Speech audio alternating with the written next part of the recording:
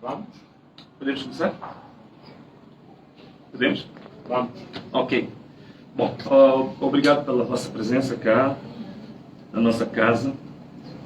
Nós dedicamos esse dia para fazer um breve informe sobre o que foi a primeira semana do recenseamento eleitoral. Portanto, nós somos aqui está a composição do Gabinete Central de Eleições, da RENAM. A primeira observação que nós temos é que o recenseamento está a andar a um ritmo extremamente vagaroso. Portanto, muito aquém daquilo que era de esperar. Em termos médios nacionais, varia de distrito para distrito, é verdade, mas estamos a menos de 10% depois de uma semana, o que é alguma coisa que não tem precedente na história do recenseamento nacional. O segundo ponto são algumas irregularidades. E esta questão do recenseamento estar muito aquém do esperado tem muito a ver com a forma como o próprio recenseamento está sendo gerido. Portanto, há muitos aspectos que estão a concorrer neste momento para termos um recenseamento, para além de ser extremamente lento, também extremamente problemático. Algumas observações que nós tomamos. Primeiro, sabemos que houve uma instrução, justamente para que tenhamos um recenseamento retardado, de que os supervisores tinham que garantir que não se recenseasse mais de 40 pessoas por dia. E um exemplo típico disto, e há evidências disso que andam nas redes sociais, foi justamente no bairro de Manhaua, em Climane, em que o supervisor, que estava a fazer um belo trabalho, ele foi simplesmente substituído porque estava a alcançar metas de recenseamento acima daquilo que era a instrução da estratégia de retardamento. Essas imagens são públicas e o diretor que foi responsável por movimentar este supervisor chama-se Hassan Hussein. E também foi notável que a própria população se rebelou contra isto. E essas imagens também existem. A população manifestou-se, rebelou-se, porque tinha consciência de que aquele supervisor estava a fazer um trabalho bom. A outra questão que nós temos é exatamente a questão clássica que acontece sempre, que é agressões físicas e recolha forçada de credenciais dos fiscais da oposição. E, para tal, temos vários exemplos, né? Por exemplo, a escola secundária de Motala, a escola secundária de Nampula, aconteceu também em Suril, então temos vários exemplos, né?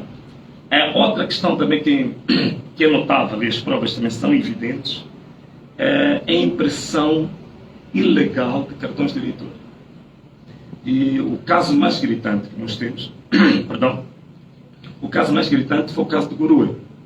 Portanto, o Gurui, houve infiltração no armazém distrital do STAI, numa hora anormal, portanto, às 20 horas. Portanto, este armazém, para quem conhece o Gurui, está muito próximo da chamada Casa da Cultura. E este armazém tinha lá material, vejam só, 7 postos de recenseamento, portanto tem muito material. E as imagens que tornaram-se públicas mostraram pelo menos 7 mobiles ligados na hora, fora da hora normal do expediente, ilegalmente. Portanto, isto não é só um ilícito, aquilo é um crime eleitoral. E há que salientar uma coisa, não era só impressão ilegal de cartões, mas também era, digamos assim, manipulação e adulteração da base de dados dos eleitores. Portanto, estavam mesmo a apagar também nomes de eleitores que já estavam inscritos. Portanto, é realmente uma situação criminosa. Outra questão são detenções dos nossos mandatários. Portanto, os nossos mandatários estão a ser detidos sem nenhuma formalidade. O caso mais gritante, mais recente, foi na autarquia da cidade de Nampula. Portanto, o nosso mandatário foi detido. Registro de estrangeiros. Isto também é outra coisa, é um outro fator clássico que já vem em vários ciclos eleitorais. Portanto, em Chimoio, outro caso também que não precisa de provas, porque as provas são públicas, na EPC 25 de junho, portanto, toda a gente acompanhou a tentativa de se registrar, de recensear um estrangeiro do Zimbábue. Ainda na senda das detenções, para além da detenção dos nossos mandatários, nossos delegados, há detenções inclusivamente dos representantes da Renam nos órgãos eleitorais. O caso, por exemplo, que nós tivemos em Mandimba, onde foram detidos 3 vogais da Renam nos órgãos eleitorais. Outra questão também, manipulação do processo eleitoral, é a obrigatoriedade que está sendo feita para o recenseamento em bloco de estudantes, de alunos. Portanto, há diretores da escola que têm instruções para inscrever ilegalmente alunos em blocos.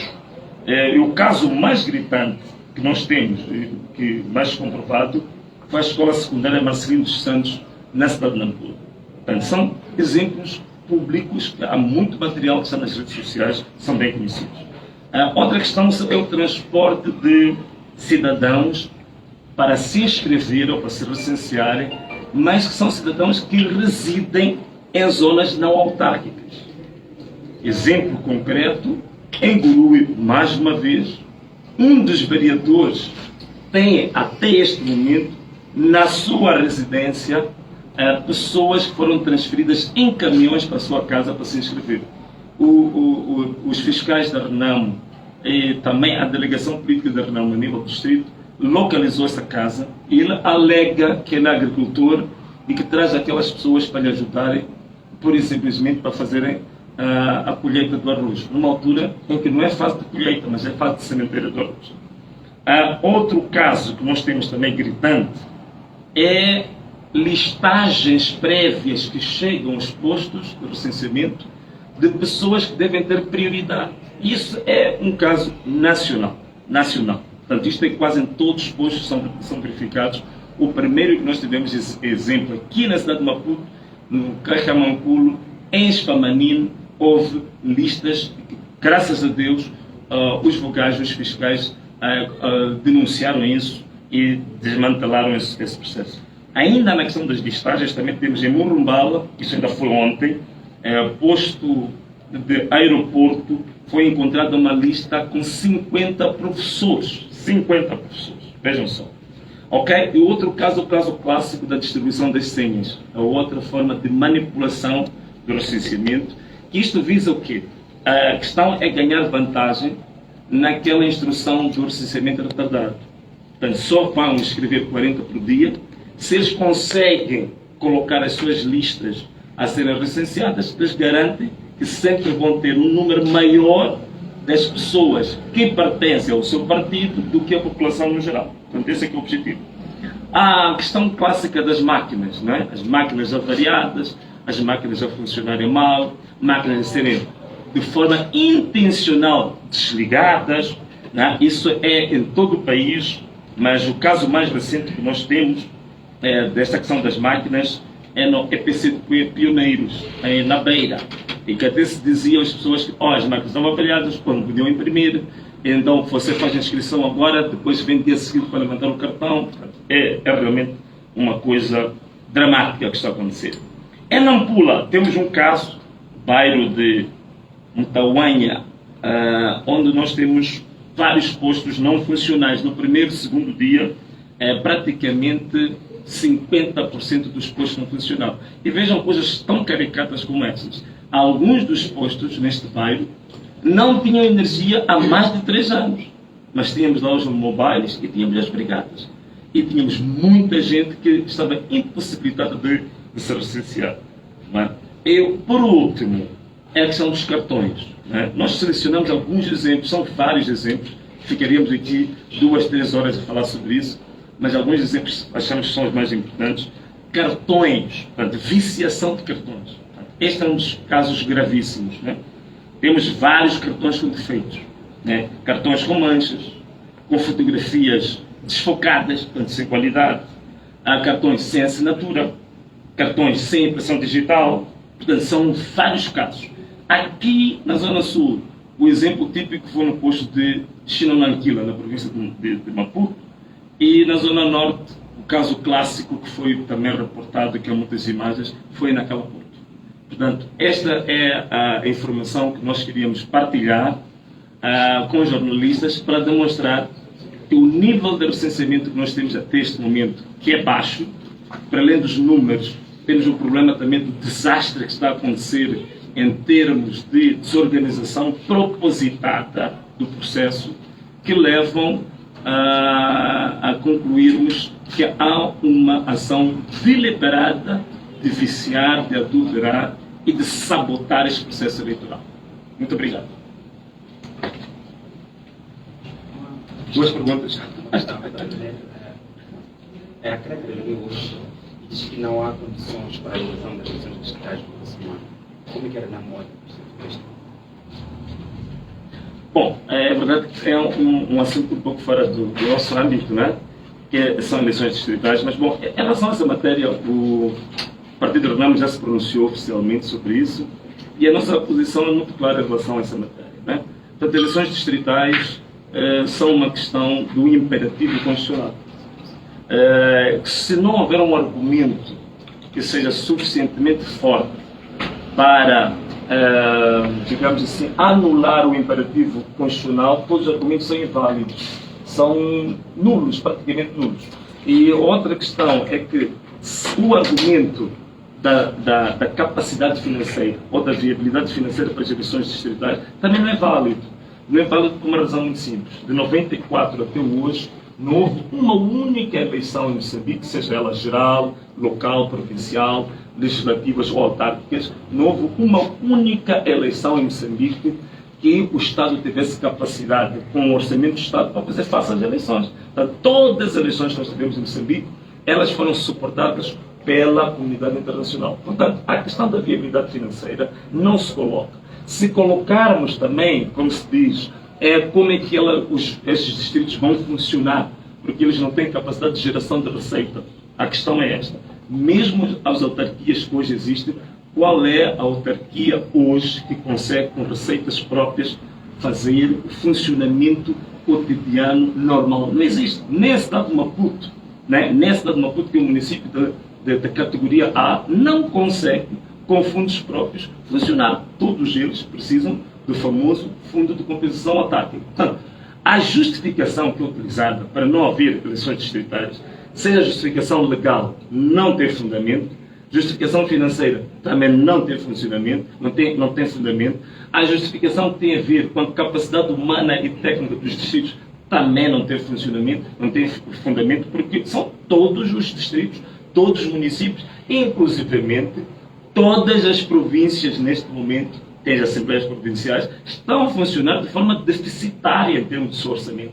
Todos os orçamentos deste país, sejam provinciais, autárquicos, distritais e até nacional, veja só, até nacional, o orçamento é deficitário. Todos nós estamos a funcionar com déficit orçamental. Portanto, esta justificação financeira não cola, é uma justificação de mau pagador, e penso que há pessoas neste momento categorizadas, como o Dr. Gamito, que já foi presidente do Conselho Constitucional, que falou com propriedade sobre essa matéria. O que é constitucional é obrigatório e não é matéria nem para debate, nem para comissões, nem para outro tipo de argumentos. Porque é constitucional, é obrigatório e todos nós temos que nos conformar com a Constituição. É só isso. Falou de algumas detenções de mandatários e de alguns vogais, são 3 vogais. Sim. O que foram detidos? Não, quer dizer, a justificação da detenção, é por isso que eu estava a dizer, neste momento nós fizemos contactos para saber que fundamentos é que haviam. Eles estão detidos, ainda não têm as suas prisões legalizadas. Portanto, não se consegue fundamentar a razão da detenção dos nossos mandatários. Agora, as circunstâncias em que eles são detidos, nós podemos dizer, a maior parte deles, eles são detidos porque denunciaram irregularidades. Esta é que é a grande questão. Até faltou-me aqui dizer um caso. Nós temos um delegado do partido que está em Gurue, deixa-me só aqui ver a escola, portanto, um delegado, EPC Chá Moçambique. O nosso delegado está detido neste momento pura e simplesmente porque ele viu pessoas que não eram de Gurue a descerem de um caminhão e aconselhou as pessoas a procurarem os locais adequados, legítimos para ser recenseado. E ele foi detido imediatamente. E veja só, detido por ordens do diretor distrital do STAI, que apareceu com homens armados, a civil, ele está detido até este momento. Qual é que é a razão da sua detenção? Até este momento não consegue justificar. Também não tem como, porque não há fundamento, eles próprios sabem que são detenções, sem fundamento legal, eles não vão conseguir justificar isso. Tudo bem, e o voto é... Já você me perguntas. Tudo bem, mas o voto é secreto. Tem uma questão. Sim, Apresenta aqui vários pontos que reflexão de sessões eleitorais e estas detenções também. E faça isto. Qual será o posicionamento da Renamo perante o Estado e o que é que vai fazer para que esta situação... Sim. Uma boa pergunta. Pronto, obrigado pela pergunta. Há algumas questões já começamos. Nós temos, neste momento, instruções dadas a todo o país, ao nível dos nossos gabinetes eleitorais provinciais e distritais, e também as nossas delegações políticas distritais, que temos que estar em conformidade com a lei. A lei é clara quanto a isso. Nós temos que apresentar, em todas as situações de irregularidade, nós temos que apresentar reclamações, protestos, na hora. Isso está sendo feito. Alguns casos mais graves, como o caso do Gurui, que aquilo já não é um ilícito, um crime eleitoral, inclusivamente, para além da denúncia feita nos órgãos eleitorais, nós estamos neste momento a mover processos, queixas-crime contra as pessoas que estão envolvidas nisso. E ao nível central, do ponto de vista legal, as reclamações têm que ser feitas no local de ocorrência e depois, em cascata, eles vão subindo até o nível central. Portanto, quando chegar à altura que a lei permite, a nível central, vamos agir também em relação aos órgãos eleitorais centrais e à Procuradoria-Geral da República. É isso que a Renamo está a fazer. Bom, desculpa, Inácio. É a última pergunta. Sabemos muito bem que a Renamo tem um procedimento perante a este adiamento do processo das eleições distritais. E agora, o que a Renamo vai fazer para impugnar estes conhecimentos da CRED? Não é uma decisão já geral, mas este relatório que nos chega hoje.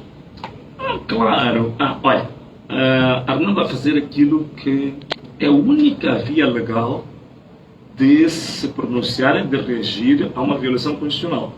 Portanto, está claro.